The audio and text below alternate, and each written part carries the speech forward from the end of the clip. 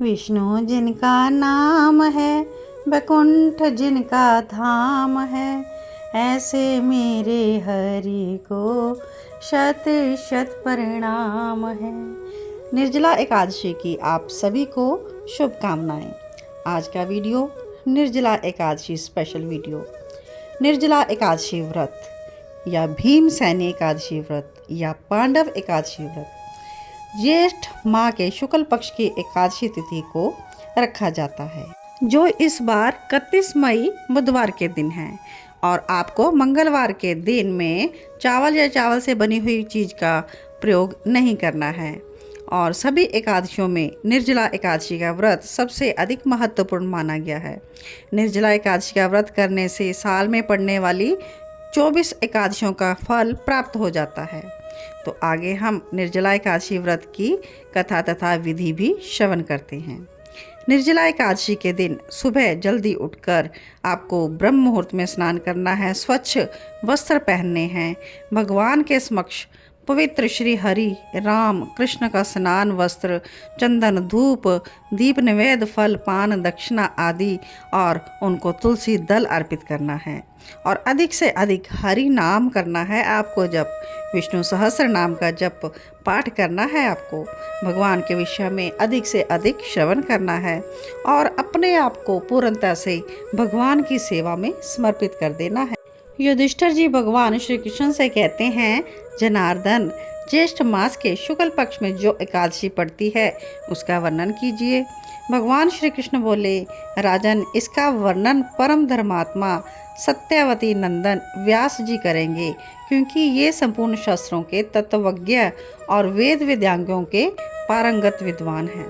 तब वेद व्यास जी कहने लगे, दोनों ही पक्षों की एकादशियों के दिन भोजन ना करें और द्वादशी के दिन स्नान आदि से पवित्र होकर फूलों से भगवान केशव की पूजा करें।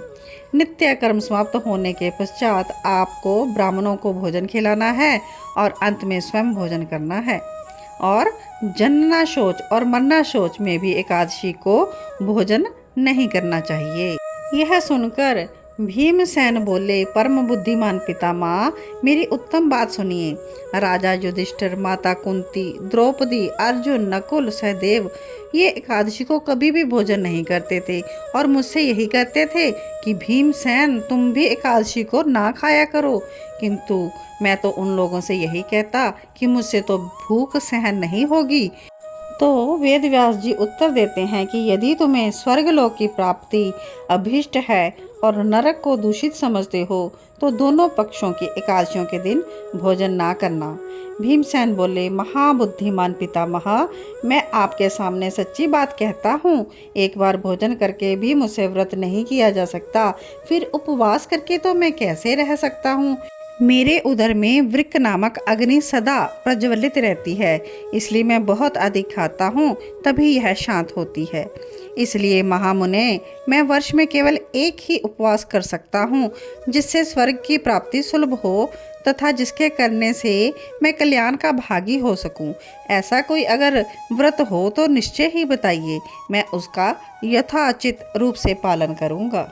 इस पर व्यास जी ने कहा, भीम, ज्येष्ठ मास में सूर्य वृष राशि पर हो या मिथुन राशि पर शुक्ल पक्ष में जो एकादशी हो उसका यत्न पूर्वक निर्जल व्रत करो। केवल कुल्ला या आचमन करने के लिए आप मुख में जल डाल सकते हो, अन्यथा नहीं। उसको छोड़कर किसी प्रकार का जल विद्वान पुरुष मुख में ना डाले, अन्यथा व्रत भंग हो जाता है। एकादशी को सूर्य उदय से लेकर दूसरे दिन के सूर्य उदय तक मनुष्य जल का त्याग करे, तभी यह व्रत पूर्ण होता है। तदंतर द्वादशी को प्रभात काल में स्नान करके ब्राह्मणों को विधि पूर्वक जल और स्वर्ण दान करें। इस प्रकार सब कार्य पूरा करके जितेंद्रिय पुरुष ब्राह्मणों के साथ भोजन करे, पहले उनको खिलाए फिर खुद खाए।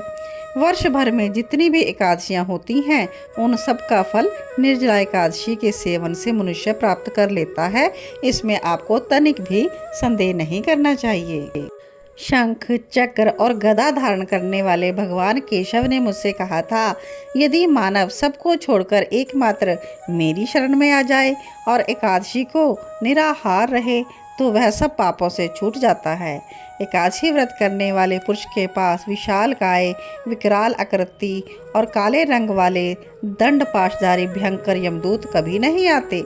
अंतकाल में पीताम्बरधारी, सौम्य स्वभाव वाले, हाथ में सुदर्शन धारण करने वाले और मन के समान वेगशाली विष्णुदूत आखिर इस वैष्णव पुरुष को भगवान विष्णु के धाम में लेकर जाते हैं। अतः निर्जला एकादशी को पूर्ण यत्न करके उपवास करो और श्री हरि का पूजन करो। स्त्री हो या पुरुष, यदि उसने मेरू पर्वत के बराबर भी महान पाप किया हो तो वह सब इस एकादशी के व्रत के प्रभाव से भस्म हो जाता है। जो मनुष्य इस दिन जल के नियम का पालन कर लेता है वह पुण्य का भागी हो जाता है। उसे एक एक प्रहर में कोटि कोटि स्वर्ण मुद्रा दान करने का फल प्राप्त होता सुना गया है। मनुष्य निर्जला एकादशी के दिन स्नान, दान, जप, होम आदि जो कुछ भी कर लेता है वह अक्षय होता है।